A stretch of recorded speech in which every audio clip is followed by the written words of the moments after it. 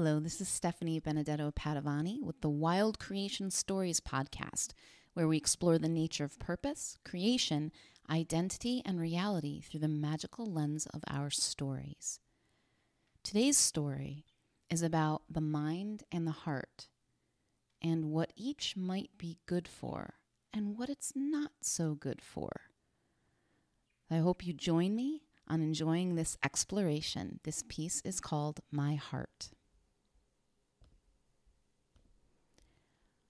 I was born without a heart. I know what you're thinking. That's impossible. But it's true.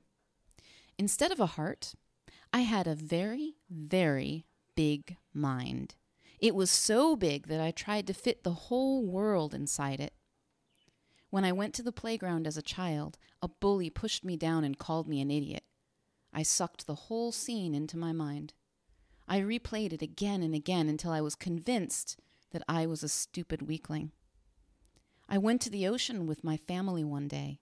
The sun shone in glorious warmth on my skin. The sand through my toes felt like home.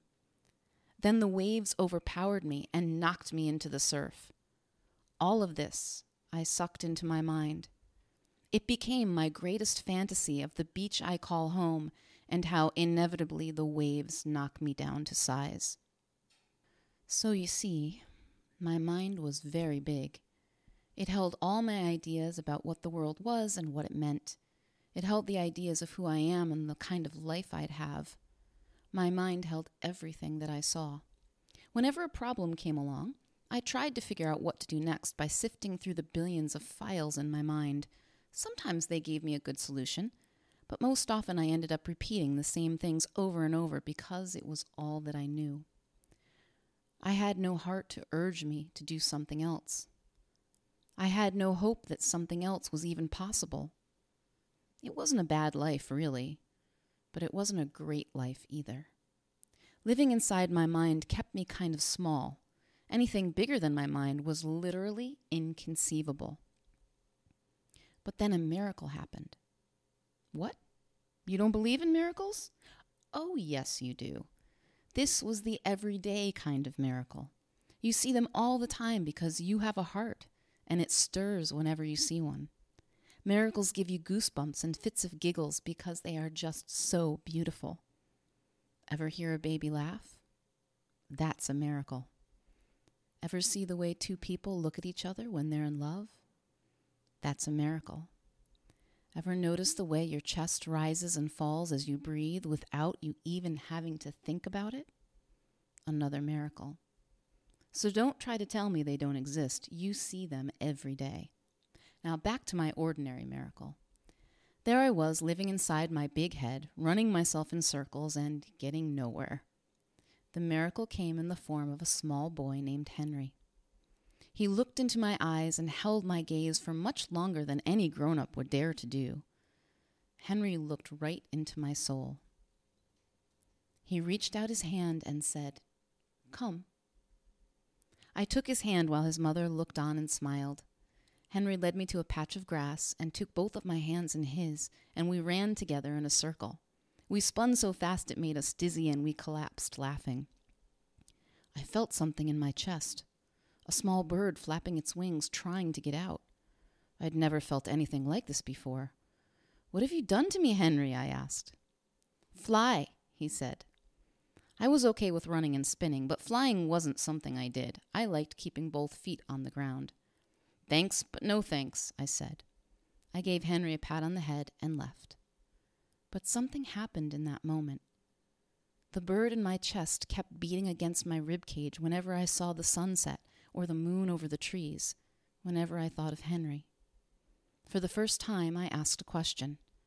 What if I had a heart? The bird in my chest danced. What if the world could live in all of me? It felt like the bird settled and grew larger, wings extending down my arms. What if the world lived inside my heart? A warmth cascaded from my chest down my arms, bubbling up to my head. I grew dizzy and had to sit down. What I thought was a bird was, in fact, a heart beating in my chest, beating for the very first time. Instead of sucking the world into my head and living from there, I found a door in my heart and left it open. It was a warm hearth, inviting and comforting. The door of my heart was open for all the world. A parade of sights and sounds moved through my heart, each time leaving gifts. Now it wasn't all pretty. Some of those gifts came in the form of injuries and tragedies and deaths.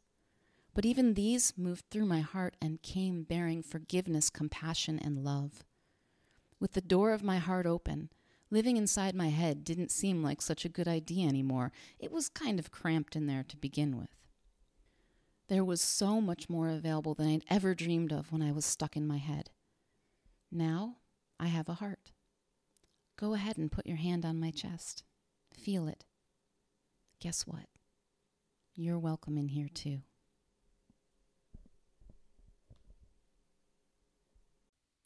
Hey, lovely, and thanks so much for joining me today. If you'd like to receive a weekly Wild Creation email from me filled with more inspiring stories, marketing experiments, playful questions, new podcast episodes, videos, and freebies, and anything else I happen to be playing with, go to theawakenedbusiness.com/wild creation.